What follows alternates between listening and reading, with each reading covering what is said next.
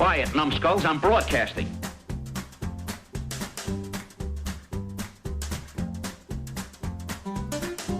Hey kids, welcome to Grumpy Nostalgia, the Second Look Cinema podcast, the show where we go back to the blockbuster new release wall of our memory, grab a copy off the shelf, pop it in the old VCR, and see what time has done to it. I'm Justin, that's Mike. Morality sucks, Justin. That's Headbang and Mosh Pit. Hey, what's that? Together, we're all here to help you navigate the landmines littered down memory lane.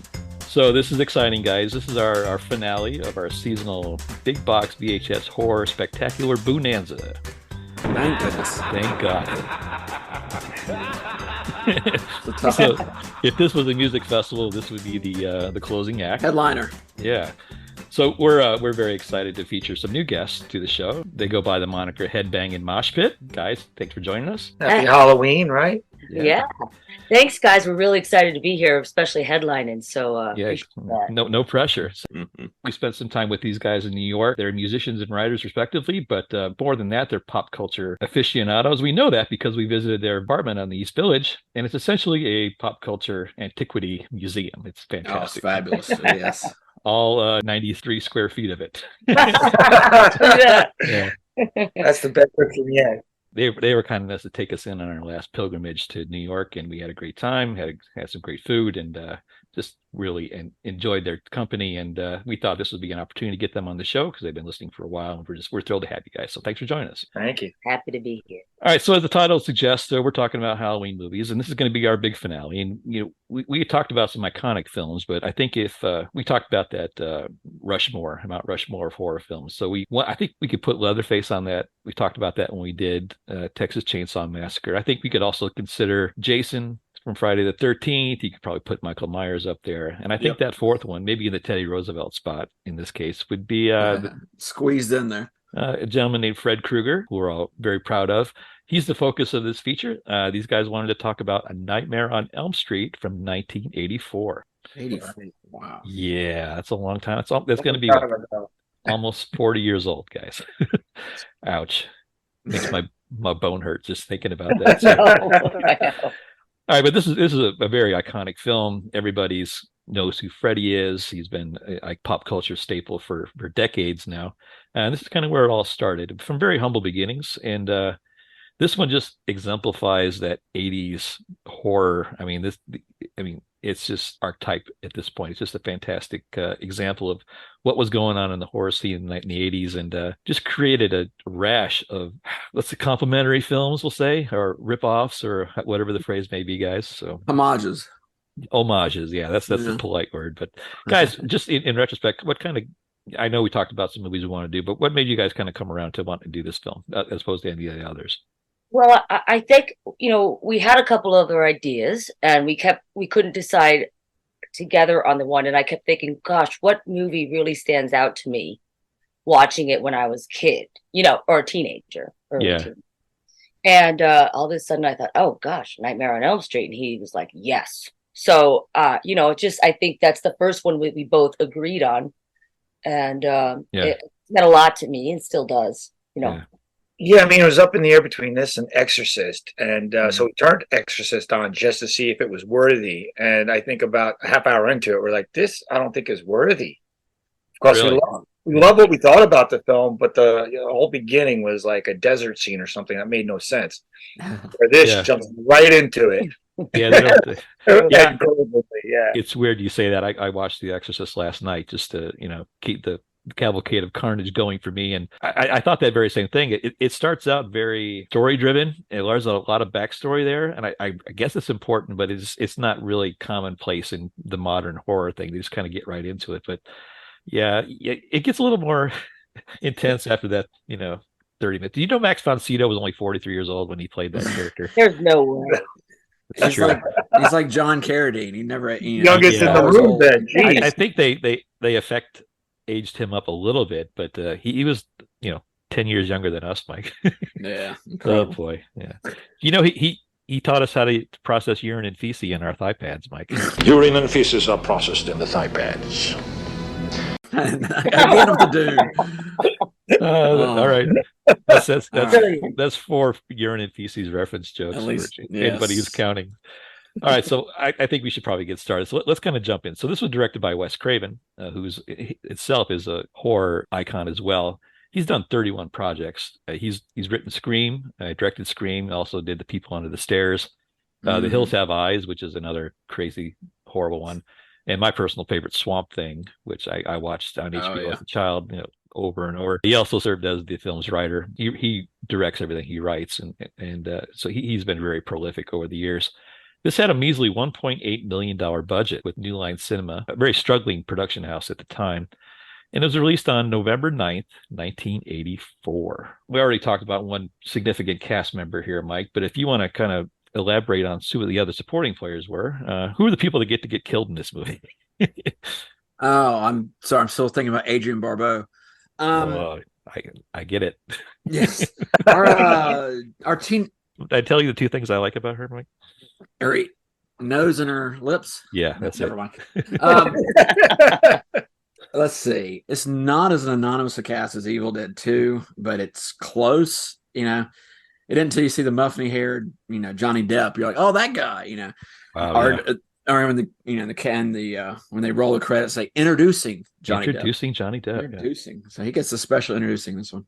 Yeah. But our villain, Robert Englund, very classically trained actor. I can't think of anything other than horror movies he was in. Only thing came to mind for me was Phantom of the Opera.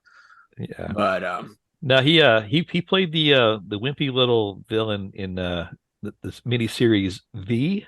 He played Willie. Remember that show in the 80s? He was in V? I didn't know He was in that. V. Oh my gosh. Totally forgot. Completely horrifying portrayal. Yeah, it's a wimpy villain. But that's, even in this movie, he seems kind of wimpy. Yeah. We'll get to that. We'll get to that in a minute. Yeah. We have our teenagers in peril. Tina, who was very familiar to me. I think she was in a John Cusack movie, but She was in Better Off Dead. Mhm. okay, that was it. Thank you. That was bothering me. Someone that's like, I know her. Rod, who cares about Rod? Glenn, played by Johnny Depp. He was pretty cool in this movie, and I think he set the crop top football jersey back a few years. Nancy, And also the portable TV. That was Oh yeah. that was really a big thing. Nancy, I think she ended up. I got a true confession here. I've never seen Nightmare on Elm Street before till last night. I had seen 3, 4, and 5, and the girl who played Nancy I knew was, I think, in 3, and I was like, oh my gosh, this is her origin story. So that was kind of cool. How could you do that? I'll be so lost. It's like watching the prequels from Star Wars and then watching New Hope. Yeah. It's like, hey, this is a pretty good movie. And then Who's this Skywalker guy? Who's this guy? You have Nancy's dad, played by one of my favorite actors, John Saxon. Oh yeah, 70s icon. Some of you might remember he was. They made fun of him in the Cave Dwellers. That's right. Yeah, the John Saxon film, Mystery Science Theater homage. There you go. But he was better known for being in Enter the Dragon as a pretty damn good fighter in that. Yeah. Some acting chops next to Bruce Lee. He had some little gravitas in the movie. Better than Kareem. Oh, don't get me started. Sorry, too soon. Yeah. And then I want to have this is my spotlight focus character is Lynn Shay, who I believe is she must have been the wife of the producer. I'm not sure the relation. I saw that name appear a couple of times. I was like, wait a second. And she looked very familiar. And I realized she was the landlord from Kingpin. Yeah. And that brought back some good memories. That's and right. Then I went down the rabbit hole and I looked her up, and she has done so many horror movies. It's incredible. Right. She just has that face, and I was like, okay, she's an Insidious. Yeah, all those Conjuring movies, right? Yeah, she's in multiple Wes Craven movies after this, and just a crazy resume. I know she has the ties, like I said, to the producer, but nice. Considering how funny she is, I was like surprised to see her as the teacher in this. I was like, how'd she end up here? Yeah, I know. Yeah. I was like, okay. I just saw the overly tanned woman in Something About Mary. Yeah, me too. I said that. Yep. Totally. But yeah. Then she was, like I said, had this little brief cameo as a goofy teacher. This one, and that's pretty much your cast. I don't, like I said, Okay. There's a guy who played Garcia, the lazy cop. He looked familiar. I didn't go through the legwork of looking him up, so somebody else can do that. That's okay, honey. You're tired. That's fine. Yeah. I'll talk about the cast a little bit here. So Heather Langenkamp, who played Nancy as the lead here, she was hired over 200 actresses. She auditioned, beating out such candidates as Jennifer Grey. So somebody did put baby in a corner for once. Demi Moore was in the mix here for a while, and Courtney Cox was also in for this as well. We talked about Robert Englund as the titular character here. Freddy Krueger. The producers didn't want to hire an actor; they just wanted to have a stuntman play this role, kind of like they did in Friday the 13th. But he impressed enough people to get the role. They had to electronically alter his voice a little bit to get that octave down a little bit lower. But this is by far his most famous role. Kane Hodder, who me and Mike met at Dragon Con 100 years ago. He was he played Jason in all Jason films, but he was originally going to play this role as well. Kane Hodder is an interesting case. He's kind of like he's a ghost hunter guy now. I think he's so Hollywood ghost hunter personality. He's a great guy. Yeah, so I mean, who's not going to hire Jason to explore ghosts in your house? I mean, come on, give me a break. We mentioned Johnny Depp being this is his film debut. Charlie Sheen also auditioned for that role, but did not get it. We're talking about John Saxon a little bit. This guy has played over 200 parts over 6 decades. This guy has been just all over the place. But yeah, and we didn't talk about Renee Blakely, who played Nancy's mom. Yeah, she looked interesting. Ronnie, sorry, but Ronnie. We talked about Ronnie Blakely. Well, I looked her up, and she was married to Wim Wenders for a couple of years. That was very cool. Awesome. She's actually got nominated for an Academy Award for Best Supporting Actress in Nashville, so she's got probably the only real acting chops at this point in this movie. But hey, man, don't dismiss John Saxon. Come on. All right. So, but what I like about her character is she's never more than an arm's length away from a bottle of vodka, no matter where she is. I know. Moves it out of her bed to talk to her daughter. So thank you, Mike, for that cast update. So let's talk a little bit about the movie itself. So New Line Cinema ultimately was kind of saved from bankruptcy as a result of this film, and it kind of got remonikered as the house that Freddy built. The box office on this film really kind of helped subsidize that. Now New Line Cinema is one of the few remaining, production houses that are still going and prosperous now. The glove used in this film was an original prop. The original glove is actually hanging in the work shed, Mike, in Evil Dead 2. Groovy. Oh wow! Yeah. If you saw at the end here, they thank Sam Raimi for this, but these guys kind of collaborated with each other, and they're actually watching a clip of Evil Dead during the film here. But this glove is hanging in the work shed as a prop there. It's vanished since then. People suspect that the producers took it. It's never been to be seen again. There's only $57,000 of the $1.8 million budgeted to special effects, so the special effects crew had to get really creative here. Obviously, it was pre-CGI. And a lot of the props had to be practical, and a lot of the effects were very kind of clever. And the makeup here is relatively good too, but they had a very limited budget to pull this off, especially in the 30-day shoot that they had. This was shot in 32 days, so it was a real quick one. That surprises me because I thought that the special effects were really good, like really ahead of its time for what they had. They didn't have any CGI, and I thought a lot of really interesting scenes. Yeah, there's some scenes here. We'll kind of get to it as we kind of go through the narrative of the film that I was very impressed with for looking at for 35 years old. Or pull off some of those visuals are pretty impressive. So we'll get to that with detail here in a little bit. They decided to go with red and green for Freddy's wardrobe because those are the two colors that make your eyes hurt the most when paired together. There's some actual science behind it. The term Elm Street, Wes Craven lived on Elm Street when he was in college at Wheaton, Illinois, not too far away from our old stomping grounds. He went to Wheaton College, and he was shacked up on Elm Street, and that's where he originally kind of penned the original draft of the script. That script was shopped around Hollywood for at least 3 years before anybody took a bite. New Line, being relatively new, took a chance on it because they could afford to take such risks, and I guess the rest is history. Freddy only has about 7 minutes of screen time here. No way. Which is weird because we've talked about other films like that where you kind of go back and, the showcase of the film, when you look at them in hindsight, you realize that, like Jaws is on for 4 minutes and you see the shark for 4 minutes, and Freddy you only see for 7 minutes of this film. And it's roughly, an hour and 40 minutes. So it's he makes the most of what he has here. They use 500 gallons of air quote blood in the film, which I thought was great. I think 300 of that was out of Johnny Depp. Poor Glenn. Poor Glenn.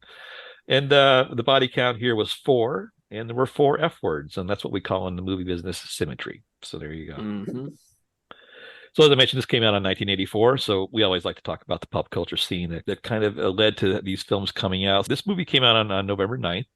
It was also came out the same weekend as Oh God, You Devil, which was the sequel to Oh God. George Burns played God here and the devil for scale. This one did not feature John Denver, however, guys. That's a shame. I think this was about him saving a young rock star who played by Ted Wass, who was on the TV show Soap, if anybody remembers that show 100 years ago. But yeah, just not good. And the other movie that came out this weekend was Silent Night, Deadly Night. Nice. A movie that every teenager of our generation didn't get to see around Christmas time. The next weekend we had Chuck Norris and Missing in Action.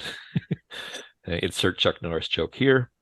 And about 2 weeks later, we had Beverly Hills Cop. So that kind of took over the landscape. In theaters prior to this, we had the original Terminator with Arnold Schwarzenegger and James Cameron. That came out on October 26th. So it was a busy time in the old movie theater. Have you guys done Terminator yet? No, not yet. No. That's a fantastic film. I was just looking that up, and he didn't want to play the robot, and he wanted to add, "I will be back." Because I watched the documentary, and he's like, the director was like, "Just keep Will out of there." And I'm sure by the time we were watching this, we're all saying, "We'll be back." Yeah. Well, given the pattern of our show, we'll cover Terminator 2 first, and then we'll cover Terminator later. Yes. Origin story. We can't seem to get anything in order.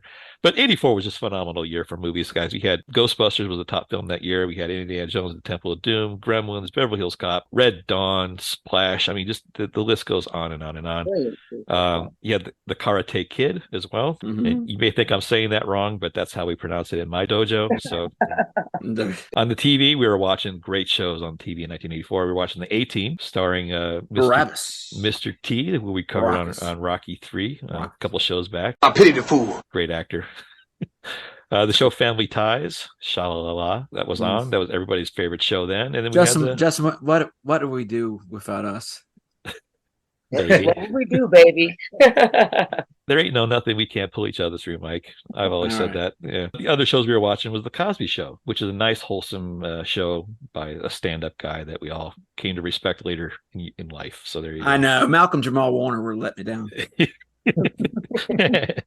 On the music scene, this is where it gets fun, guys. So the number one song when this movie came out was Wham's "Wake Me Up Before You Go Go."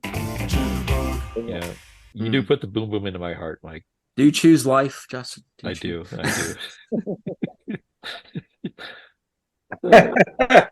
Gosh, get your own room. We had Caribbean Queen by Billy Ocean. Which is his second best song by far. I think the "Get Out of My Dreams in My Car" is He's simply awesome. He is simply awesome. Exactly. Yeah. We had "Tender Years" by John Cafferty and the Beaver Brown Band. Oh, Eddie and the Cruisers. Eddie and the Cruisers. Nice going there. Headbang. Mm. So what I like about this band? Can you imagine like the name of this band? Can you imagine like hey John Cafferty, have you thought about naming the band yet? And he goes, well. Guys, I'm going to name it after myself, and you guys are going to be named after brown paint. They're actually on tour around here. Are they really? As we speak, they're playing some live shows in Jersey.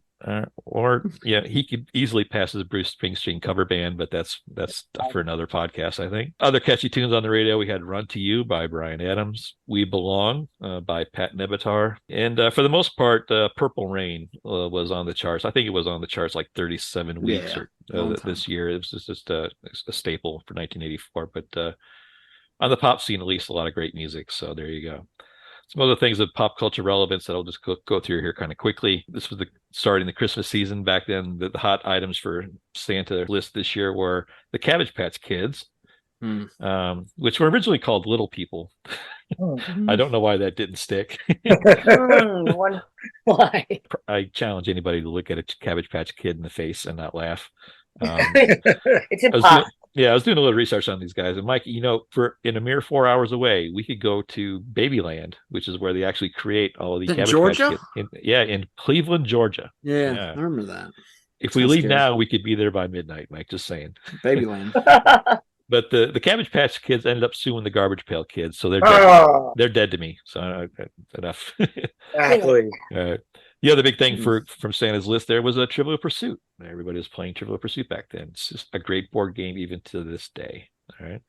And then we were all playing Nintendo Duck Hunt. That was the big game Oh. on the video game system. Clara Peller. Oh boy. So let's move on. She uttered the famous phrase, "Where's the beef?" And that was that. She was a Russian immigrant who did nails in Hyde Park in Chicago, and she lived alone. So there you go. She made $320 for saying that phrase. But Are you maybe- kidding?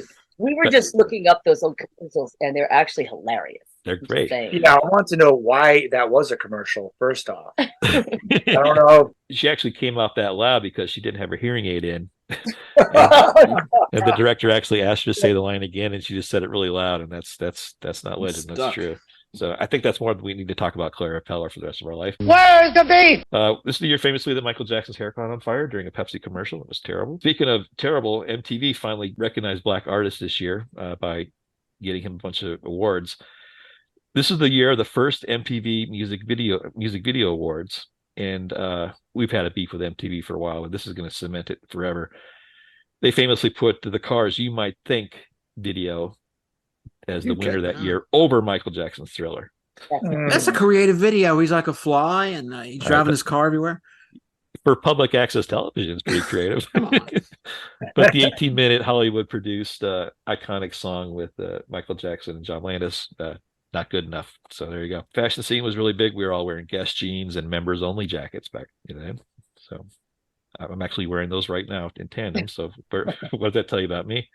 And movie tickets were $2.50. Wow. All right. Shocking. So we all went to go see this movie for $10. Not bad. All right. So we kind of set the stage here, guys. We're in 1984. We're bright-eyed and bushy-tailed. We're getting ready to go into a theater to see this horribly scary movie. It cemented itself in pop culture. It's an iconic horror film, and we should probably get started. So, Mike, unless you've got anything else, why don't you hit the button? Yeah. So our movie kind of opens up with the construction of the glove. It's done by this tiny, dirty hand who's got asthma. We don't get to see the face here, but once he creates the glove, He says, yeah. yeah. I got on my subtitle. Yeah. What caught my ear immediately here was the classic 80s horror synth music. I mean, that's the first thing that just really kind of cements your nostalgic memory of these things is hearing that music. So. I thought the choice of having a small screen over the whole picture, I don't know who thought of that, but yeah, that really brought you in. I feel right off the bat that extra small screen with the cast underneath it. Oh yeah, that's a great take. Very Yeah, unique choice. it kind of puts you in that little like claustrophobic kind of Sure did. the theme that just kind of resonates with the rest of the film. So we get the opening credits in kind of like a refrigerator magnet font. They're just kind of all over the place, and they kind of go through everybody that was involved with the movie. Yeah. And who is Justin? Let's refresh me. Who is Charles Bernstein? Is he related to Elmer Bernstein or Leonard Bernstein? He must be. He must be, right? I mean, the guy's he's a unknown genius to me. The music in this movie is great, and he does all the music for it. And as I saw his name, I was like, okay, I know maybe this is his brother. Yeah. I knew Elmer. I didn't know Charles, so this was kind of interesting. Maybe tack that onto the things you research for the podcast. That's right. I'll add that. I'll add it to my long, extensive list. There you go. I think you can handle two things. Man, I'll try. Bless Up yours, Justin, with a twirling with a twirling lawnmower. Yeah. All right. So it starts out with Beth from Better Off Dead in her in a little negligee, of course, and she's being chased down. You can tell it's kind of a dream. She's being chased down this hallway, and by this nameless, faceless figure, and you see the gloves, and the blades kind of screeching on the pipes and stuff. That's kind of an iconic scene, and we get that standard movie trope where the jump scare kind of dream wake up thing. Have you ever woken up from a nightmare like that, Mike? Jump scare? No, not really. Standing straight up in bed, clutching your pearls, the sweat. Yeah, no, no. I haven't had my pajamas slit open either, but that's just me. Mike in his pajamas. There's an image for everybody. There you go. Take that to bed. Enjoy. There you go. The theme of the film is here that thing is haunting kids in their dreams, and they actually manifest in their real life. So she kind of comes out of it with her negligee, her nightie all slashed up, and we've got a premise, guys, that we're off and running. So we kind of cut to the next day, and we kind of get introduced to the main cast. So I loved when her mother came in. I was like, her mother's just as messed up as all the mothers right then were, tossing back the booze or something. Yeah. Well, we learn later in the film there's an ulterior motive to these parents' nonchalance, this attitude. We'll kind of get to that. So that's a good point. So we get introduced to the main the fodder here. We got the Tina, who's the young girl that we met here earlier in the dream sequence, the blonde, and we meet Glenn, who's played by Johnny Depp, and we meet the Nancy, the main character, Heather Langenkamp, who's actually, Mike, she's over at the in Concord, North Carolina, by us next weekend in the Mad Monster Convention. We should go see her. Oh my gosh. Yeah, still hanging out there. Is it just for this Nightmare on Elm Street, or she got something? Is she just the series, or was she in other horror movies? No, just she was in all these series, but she did a lot of like TV work and stuff like that. But gotcha. Okay. By far her most famous stuff. Still looks good, man. Nice. So they're going to school and they're kind of talking over. They've all been having these kind of weird dreams. Later that night at a sleepover, they all kind of share some of their combined dream experiences and kind of freak out. That's where we get introduced to Rod, who's like the Rod Lane. Rod. He's the big knucklehead guy that every horror film needs. So they kind of split up into the slutty kids and the good kids, and the slutty kids go off to their mom's bedroom for you know what, and Johnny and Heather Langenkamp are just outside, just taking it slow. But that night, that's where it all kind of goes down. Of course, the two that had sex are probably in trouble first, right? So that night, Freddy is pushing through the wall, and this is, I think, Mosh Pit, you were talking about this. That scene where he kind of pushes through the wall and the lighting is just, that was really scary. That looked like CGI. Incredible that I don't know how they did it or what they did to do that, but it was absolutely terrifying, and it was right above her head. And I love that she just picked up the cross, smashed it over it, and said, that was just an incredible scene because it stood out as being like, how did they do this in 1980? Yeah. It's a clever combination of like practical effects and ingenuity that have essentially been erased from the cinema scope. Those things, that kind of creativity doesn't exist anymore because you can just generate it in a computer, but that would not sell as well. And I think because it's that way, it hits hard. But that was amazing, creatively lit scene that just freaked me out to start with.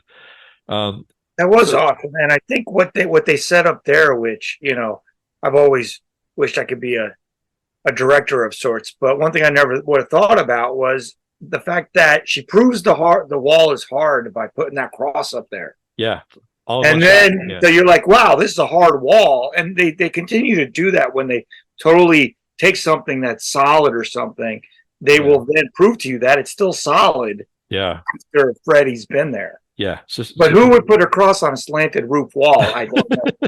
That's good fun. We'll let that one go. So this is when Freddy starts making his first appearance. So we have another like scene where Tina's having another nightmare, and Freddy's starting to chase her, and that's when we get the first full reveal of Freddy, and he's got those like Mr. Fantastic arms that kind of extendo out, which is really kind of creepy. You get to see his horrible skin, his really bad teeth, and we cut back to the real world. And we see Beth in a very creative shot here where you can tell the camera's kind of mounted and the room's kind of spinning, but it looks like she's spinning up against the wall, climbing the ceiling, and there's blood flying everywhere. She gets tossed around a few times, knocks Rod down in his tidy whities. Tidy whities, buddy. Yeah. But it's really kind of a horrifying scene, and it kind of ends with her, getting eviscerated, sort of.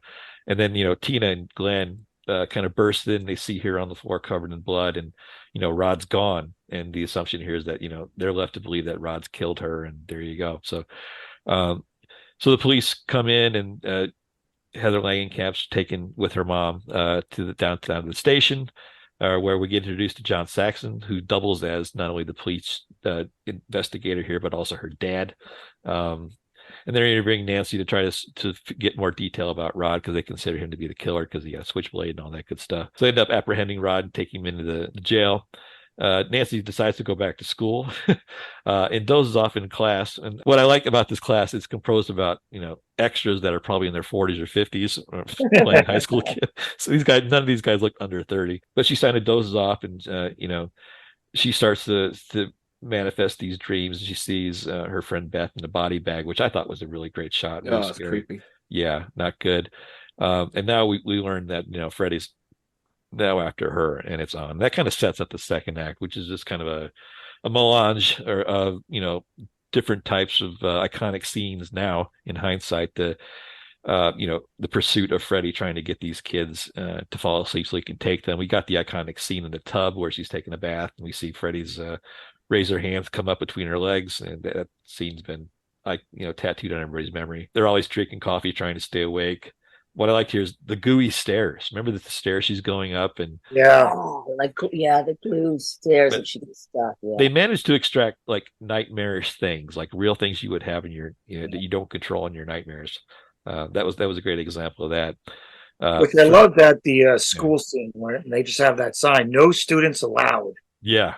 I was thinking, where in my school did it ever happen? Go past this. Teachers lounge, maybe. Teachers lounge where like you open the door and smoke was getting tossed out. Wasn't it weird when you see the teachers lounge, like see all your teachers smoking? That was so weird.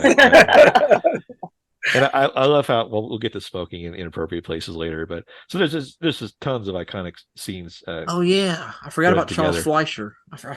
Yeah, we're getting there. I have an addendum to my cast. Sorry about that. I know where you're going, but we have Roger Rabbit himself. Yeah, that's all right.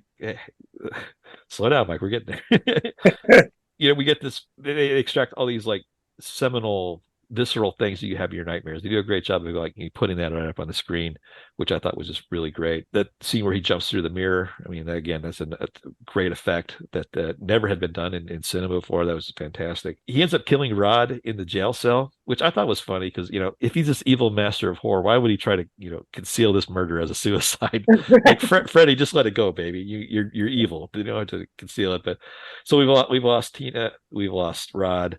And then, so the cast is thinning out, so the movie's got to be almost over. So after they attend the funeral for Rod, don't worry, Heather Langenkamp's mom takes her to the Katja Dream Institute. So they're on the case, Mike. And this is where we get introduced to Dr. Fleischer, Mike, who famously played the voice of Roger Rabbit, as Mike is. Very blue stand-up comedian, too. Yes, man. Very astutely pointed out.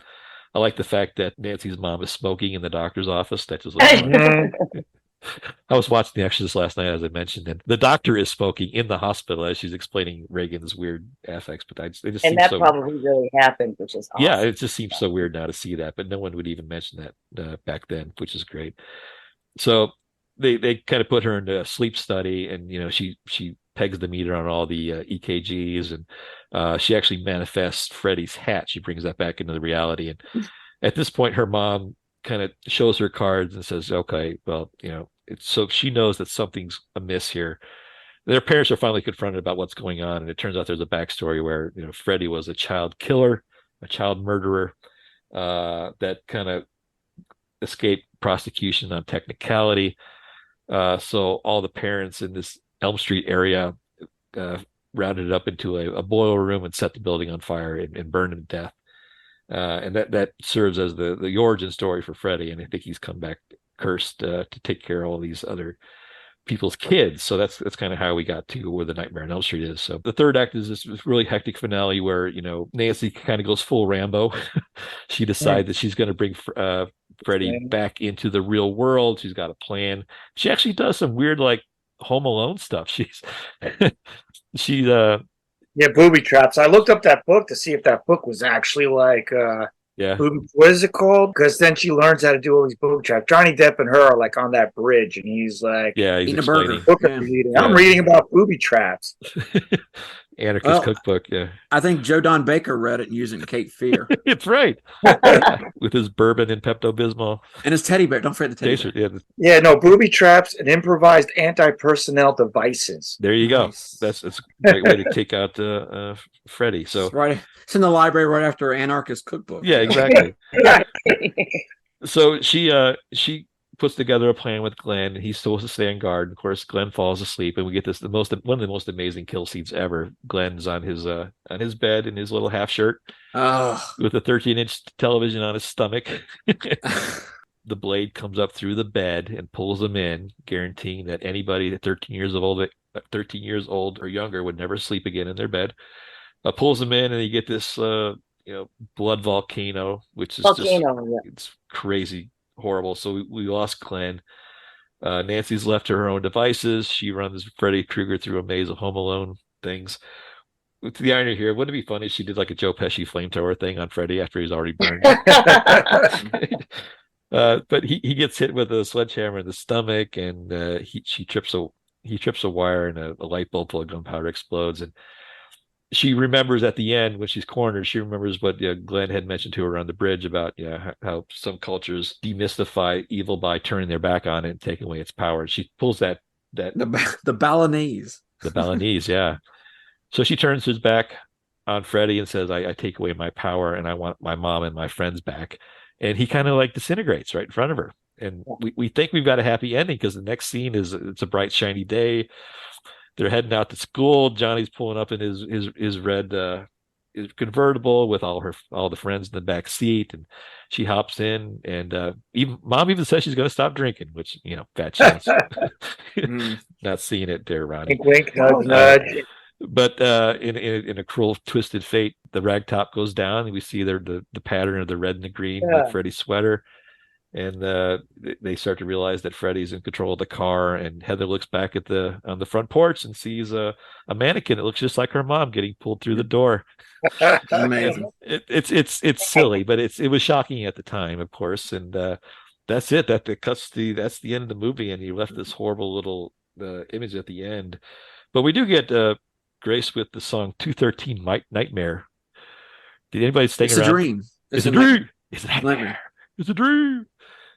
Kind of sounded like Glenn Danzig after oral surgery. It was a horrible, horrible song, but I listened to every minute of it because I just couldn't get enough of it.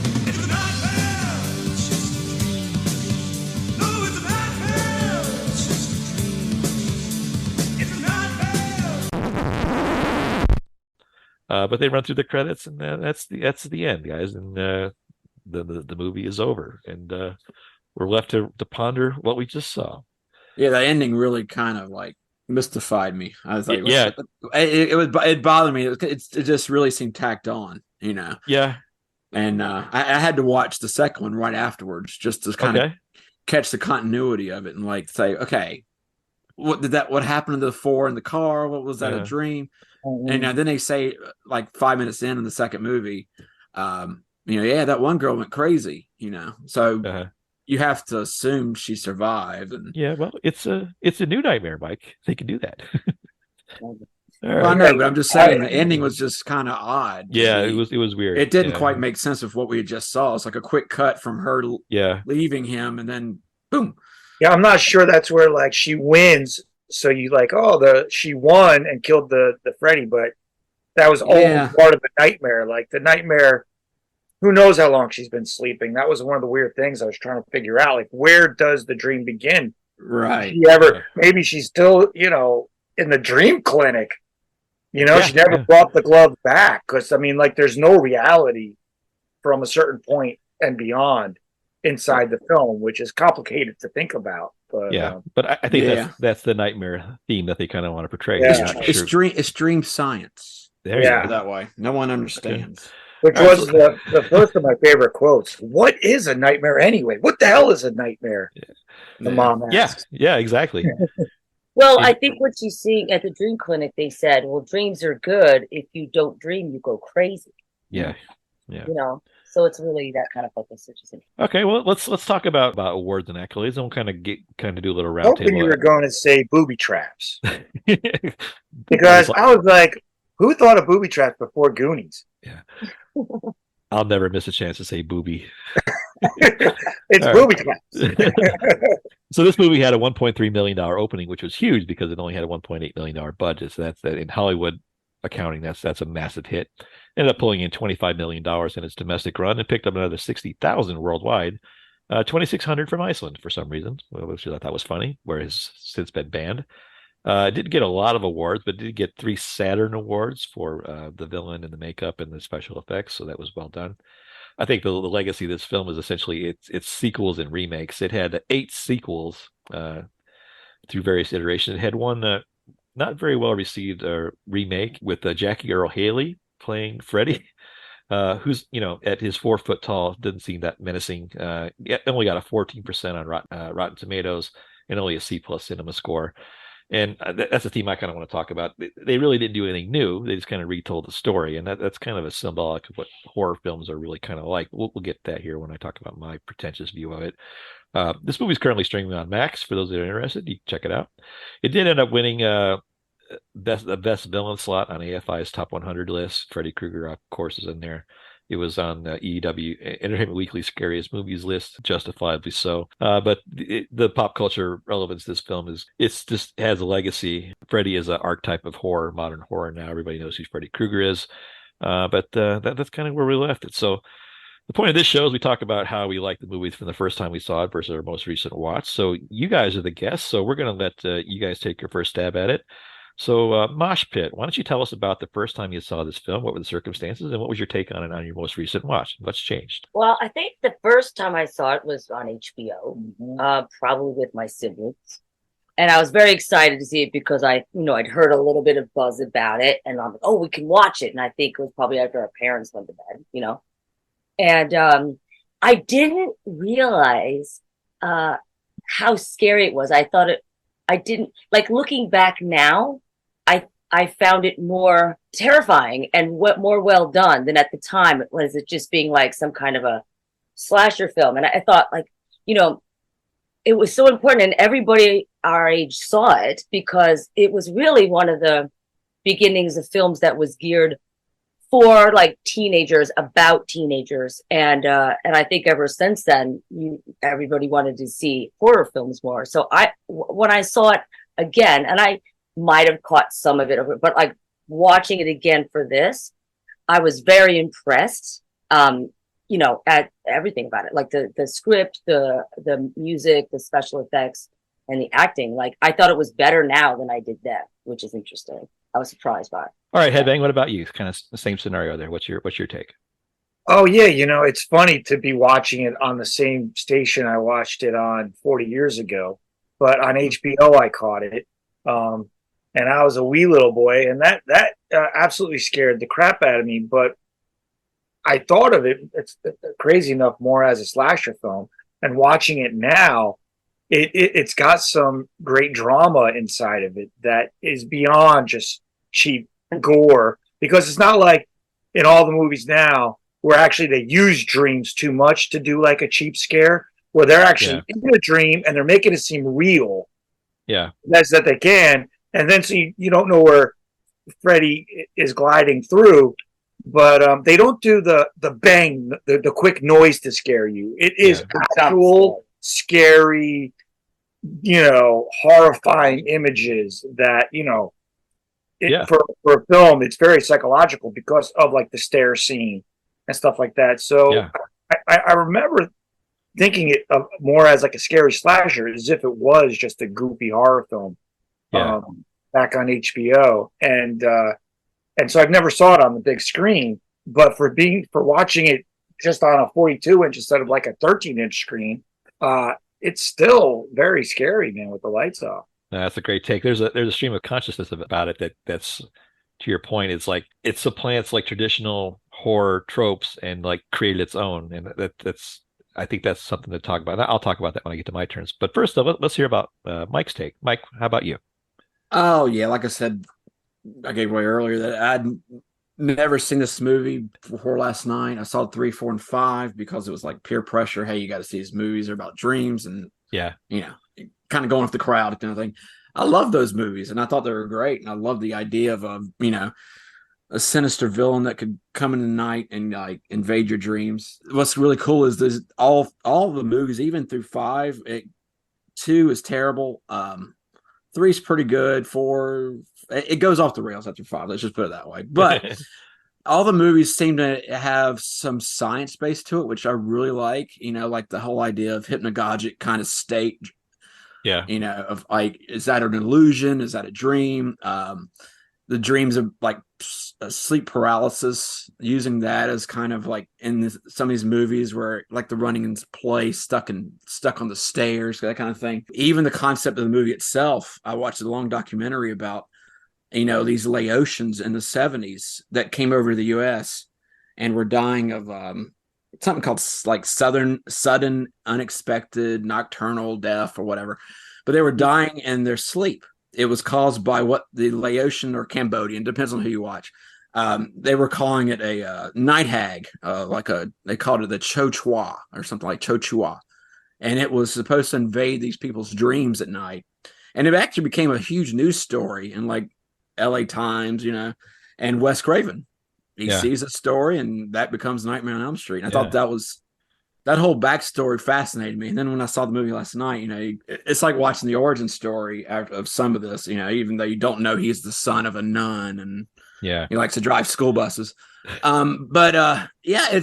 was well done. Like, kind of like we said about Evil Dead and the Texas Chainsaw Massacre, this is like in that pantheon of movies where you watch and you're like, okay, this movie took a basic story, but now you see this movie made so many times afterwards, and you're like, this is the start of the legend, and the music, the camera perspectives, the editing, it was so draws you in, like, talking about the being claustrophobic. I just liked it. It was a nice take on a teenage slasher kind of movie, and it avoided a lot of the tropes you see, except for of course, Rod and Tina getting it on. But it was a good movie. Thumbs up. All right, that's very astute, Mike. Thank you. I'm not too far away from any of your guys' opinions. I think I watched this because, again, like I mentioned, I don't want to get lost in the fray. Everybody in junior high was talking about this, which is the case for most HBO movies came out. That was, water cooler talk for us junior high kids. And I didn't want to be left out. So I watched it. And I think back then I was kind of weird about movies. I was kind of pretentious. like I've changed so much now. Yeah. But it's just one of the things like I probably didn't like it as much as I should have because everybody else liked it. I didn't want to like conform to everybody. But I'm the opposite of you, Mike. I have only seen this one. I haven't seen anything since. When I saw it the first time, I did not like it. I just thought it was, it made me feel nostalgic thinking about it. But I thought it was like just a general type horror film. But then on my most recent watch, I became, as is so often the case when we review these movies 40 years later, like we do on this podcast, I developed a new type of appreciation for it, because what I think is interesting is when we watch movies like this that are essentially time capsules, right? Your default setting is like, oh, this is like every other movie you've seen. Well, wait a minute. No, it's not. It was the first movie. This was it. Yeah. And everything else since then has borrowed these themes and tropes and tenets forever. These kind of things can get lost in the fray and not get appreciated, because if you were to show a millennial this film or a Gen Z, it's like, oh, I've seen this before. Well, you know what? You didn't in 1984. That's the thing. That's what everybody misses. You don't have the luxury of going back in the time machine, but the context of 40 years of copycat cinema make these things kind of seem kind of lost they're just in the gray. But you gotta imagine, in 1984, seeing this as a 13-year-old kid, you don't have 40 years of pretext or prologue about what movies are supposed to be like. This is it. And I think that's what made me kind of appreciate this, because there's a lot of stuff here that was new and original and has been borrowed since. And it's hard to like differentiate that, right? Even like this just the cool sound effects they came up with are just so creative. Chalkboard sounds like I don't think you can go through the rest of your life not hearing, and they don't even bring that in. Like I think if I would have thought of that, like I would have just started that from the beginning, and they used it effectively. And I think that became more of a theme in the joking series that followed this franchise, which this movie doesn't need to be a franchise. Is that they start using all that stuff comically, and as a caricature, right? So Freddy's now, Freddy versus Jason, and they're just cash grabs essentially. But yeah, it's a good point, Headbang. I appreciate that. So guys, we've talked a long time about this dumb movie, but I appreciate you taking on that. Sorry. I got a lot more to say. But as you know, this is the time of the show where we try to get clever and creative. So there's a lot of tenets about this film, a lot of tropes we wanted to extract. But one of the things we really liked is that we talked about the Mount Rushmore part. We thought it'd be interesting to talk about some things about this movie. So it's a special occasion. It's the finale. It's the last show of our tour. We thought we'd do a little supersize this week. So we're going to go on this week's installment of You Just Made the List, Pal. We're going to supersize it with 2 questions. First time ever. So the first time around, let's talk about our favorite horror villain, a la Freddy. So you can't use Freddy, but let's kind of go around round table. I know you guys put a lot of thought on this. I want to go around and say, who's your most iconic horror villain? So Mosh Pit, why don't you head us off first, and maybe your top one and maybe an honorable mention or two, Will. Well, I'm glad I get to go first, ladies first. But my favorite villain is not from a long time ago. It's more recent, but it still fits the bill. I'm gonna go with the Babadook. Ooh, Just nice. Babadook is so menacing. It's scary. It doesn't go away no matter what you do. It's dark. Yeah. So for me, that's a brilliant. That's just such a brilliant, like, looming thing. Yeah. So I choose Babadook, but I can't. I just have to give an honorable mention. And she's not a villain, but she is Reagan from The Exorcist. Yeah. I never forget that. To me, that was the first time I was ever scared that much in my life. So she has her on. That's my honorable mention. Right. That's a great call. Can't go wrong with that one. Great Which pick. again, she's so scary because it's in camera tricks again. Right. It's like authentic. Yeah. And I didn't realize, but when I was listening to Bram Stoker's Dracula, you guys talked about, and those girls crawling up the wall, I'm like, how did they do that in camera? Yeah. And then I'm watching them do the Fred Astaire flips in this one, and Rod Lane is always in front of the picture. Right. You know, and I'm like, what did they do? Strap them into? They must have, yeah. Like a camera rig. There, the camera guy got electrocuted. Yeah. I mean, there's lots of things that went wrong, but yeah. All right, Headbang, it's up to you now. Your picks. Yeah, you know, I was actually right off the bat. I was thinking the cable guy, Chip Douglas, but that was I don't know why he popped up first. But when I started thinking about it, Babadook came across as well, which he's so brand new that it's crazy that he would overtake a lot of iconic images.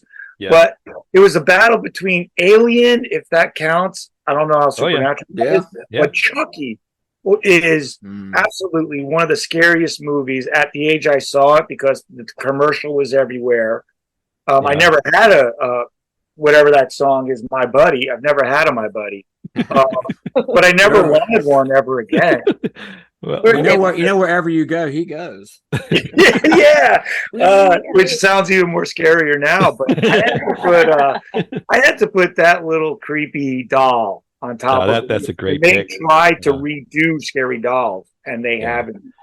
I think just the fact that Brad Dourif did his voice is scary enough for me. So, so that's a great pick. Thanks. Shockingly, we've gone all Halloween now talking about Chucky, Mike. So yeah, I know, right? Yeah. Got to have a buddy doll. My buddy used to climb up a tree. I know, my buddy. That's fantastic. All right, Mike. I'll be waiting all week for this one, Mike. So it's your turn. What's your pick? Honorable mentions. I'm going to go with Linda Blair and Caged Heat. I was thinking about Exorcist, but there you go. My other honorable mention would be Mr. Carstairs from the original Scooby-Doo episode, where he's now you can say which one of the villains is he? He was the creeper, but he's also a banker. So you got two villains in one. Very meta. There you go. But my ultimate choice is a little movie that came out in 1988 that starred one of our favorites, Lance Henriksen, and he summoned this demon named Pumpkinhead. Nice, to avenge his son's death on some stupid teenage bikers. Fantastic. Dirt bikers, yeah. Dirt bikers, of course. It's supposed to be set in North Carolina, but we'll just say Southern. So it's a nice Southern demon. The whole idea is it's a revenge demon that enjoys really sadistic killing in a lot of creative ways. Kind of like Freddy. His murders get more creative as the franchise. And again, I kind of agree with Headbang and Mosh Pit here. This should not have been a franchise, but unfortunately, after this movie came out, there were a couple direct video movies that just suck. Don't watch them. You just can't get away from it. So. That's right. But the Pumpkinhead is great because doesn't really have a pumpkin head so much as like just a bulbous kind of melon. Look at the size of that boy's head. I'm not kidding. It's like an orange on a toothpick. Well, that's a huge noggin. It's a virtual planetoid. Has its own weather system. Heat, move! And he's real kind of like a skeleton. But he's really cool. He's like 8 foot tall. You know, he has a tail that he can impale his victims with. It's the Stan Winston created thing. Yeah, too. That's right. I think he directed it. And Lance Henriksen too late realizes that he and the Pumpkinhead are one. Don't want to give away the ending, but it's tragic. But Pumpkinhead returns later on, and a couple others. Really, like I said, shitty movies. But there you go. Well done. Lance Henriksen, another guy we met at Dragon Con. That's right. Why did we stop going? All right, so my favorite pick is it's a little topical here because we just talked about it, but my favorite villain of all time is going to be Bubba Sawyer, commonly referred to as Leatherface. As a result of watching that film again, I just can't get all the imagery out of my head. I really did some serious psychological damage watching that movie. Why does he wear the wig and have to like be domestic? That's kind of weird. I'll tell you, because what I like about Leatherface is he wears his heart on his sleeve. Like he has three different masks. One is the pretty girl, one is just the working face, and one is just the happy face. And you always know where you stand with Leatherface because that's the face he's wearing at that time. But just 6'4", 300-pound, mentally ill, smashing people with the chainsaws. I think it's more situational than anything else because this has been in my head. But as we watched that movie last time with Aaron, I'm going to curse Aaron's name for the rest of my life, but just can't get that out of my head. And I was just trying to think who would supplant it. And there's all kinds of great ones there. But just think how happy he was though, dancing in the sunlight there at the end of the movie. He's dancing. He's happy. All those fluid movements, and he's just he's just a happy-go-lucky kind of fella. He lives life on his own terms, Mike, and you got to respect that. But I think if I had an honorable mention, I got to go with Lubden, the Leprechaun. You talk about silly franchises. The Leprechaun had, I think, 5 sequels. He went to the Hood, and then he went back. He went back to the Hood, and then he went to space. So these are just horrible movies. Not even liked by the people that watch them. I think it's just funny that Leprechaun exists in our world. But the Leprechaun. There you go. That's my runner-up. Well, he's got like Bruce Willis one-liners. He's the kind of guy that gives you one last, tagline right before he takes care of you. Your boobs are big, your butt is small, but still you're in for quite a fall. Yeah. No pot of gold for sure. All right, so we mentioned this is going to be a supersized episode. So since it's Halloween and since we've kind of run out of ideas, we're gonna go up with our next favorite thing, which is eating. So I think we should go around and, as an homage to the season, let's talk about our favorite Halloween candy before we head out of here. So let's kind of do the same rules once again. Maybe your favorite and an honorable mention. So Mosh Pit, head us off. Favorite Halloween candy? Well, it's candy cigarettes. I can't believe you give them to us, and they're so good. They're actually not great, but I thought they were. And I found one at an old timey candy. They're pretty tasty. A little bit of wintergreen. Yeah. And it just is the packaging. It's like your own thing. What I also honorable mention goes to candy corn. I'm a candy cigarettes and candy corn, but the candy corn with the pumpkins are the mix. Oh, harvest mix. Okay. Yeah. Harvest mix. Yeah. Okay. I like harvest mix. Correct. Those are great. That's a great call. All right, Headbang. Your turn. Mine are the ones that could be poisoned the easiest. Nice. No, I thought about favorite candies, and like honorable mention goes to the Reese's peanut butter cups. The flat one. Hall of Fame. Those to me were like the most expensive, and like if I saw a guy giving them out, I would try to loop around and act like a new kid to get another Reese's. But other than money. Jolly Ranchers were my favorite. Can't beat those either. Yeah. Hard candy, like I would make because they were like a penny each back then. Yeah. I don't even know all the flavors back then. I was just like I saw that hard candy and I just wanted to. No, that's a great pick. Yeah, all right, Mike, your turn. Your favorite candy, buddy? Yeah, I'm really old, so I remember like going to Halloween and you wouldn't really get chocolate bars like they give out now. Yeah, you didn't have the bite size and fun size. Occasionally, we'd have the one house to give out full size candy bars, or like give you the honor system and leave them out in their front, right? Which was really stupid. There's no honor on Halloween. No, but we had a lot of the old candies, like the black and orange little pieces of crap, and the Mary Jane. Those are awful. BB Bats. Those are terrible. But the ones I liked were the Bullseyes. They were these little caramel. They were made by this company called Getz. And they were, those were delicious. Wacky wafers, especially the watermelon flavor. Oh, beautiful. Yeah. My favorite though was not the Pal bubble gum or the double bubble. Those were trash. But is when somebody would give you the Bazooka Joe gum, and it came with a little comic. Hardest gum on the planet. Yeah, hard as hell. But you would read the stupid joke in the comic, and you would collect points, and and eventually, if you got like 1 million of them, you get a hovercraft. But those were what I remember getting in the bottom disclaimer. of my bag. So Those, that's what stuck in my mind. those are great. Now we're hitting some nostalgia. Now we're getting somewhere. All right, so my favorite pick, mosh pit, kind of stole a little bit of my thunder, but I'm going to go with candy corn because me so corny.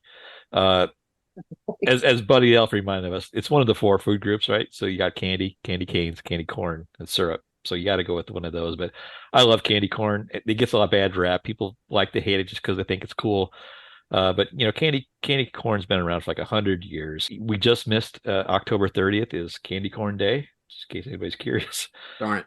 Yeah, they're fat free. They're only 7 calories each, so they're almost good for you. You almost have to eat them. But people say they don't like it, but to the haters out there, 9 billion kernels are made a year of candy corn. That would be my island getaway candy, I guess. Yeah, if I was exactly. on an island, I'd have to bring the candy corn. And what, Justin? What order do you eat them in? Do you eat them white, yellow, then orange? White, or yellow, do you orange. do yellow, orange, white? White, yellow, orange. And if you line up, they actually look like a cob of corn, which people forget. If you line them up, they actually take the shape of a corn cob. But 9 billion kernels a year. So if you were to stack those one on top of each other and climb that, you know what you get? Diabetes.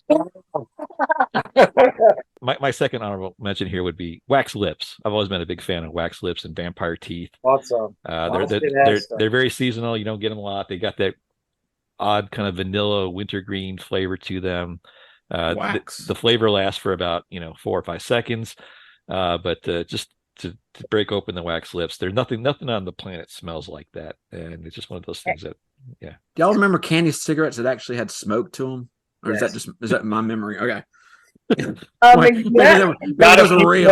There's the lit side, but I don't remember the smoke. Okay. Had a special variety. Maybe mine weren't candy.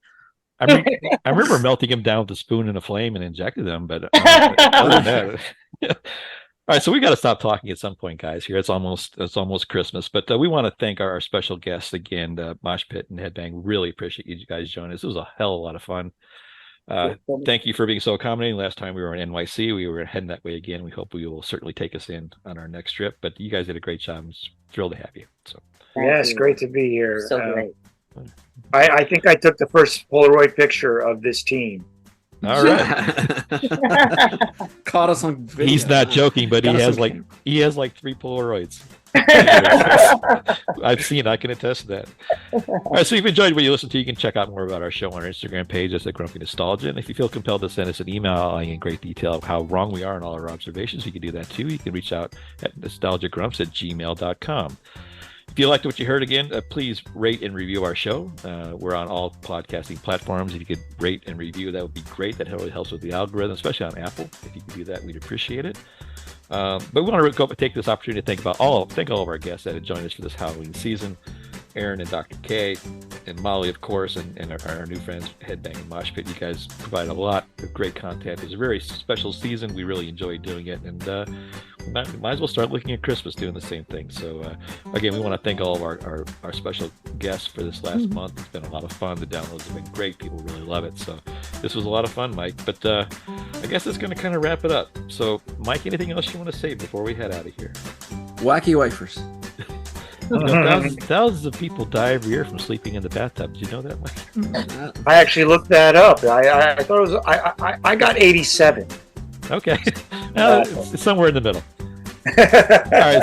So for Mosh Pit and Headbang and Mike James, this is Justin, and we'll see you again next time. Happy Halloween, everybody. Halloween. Halloween.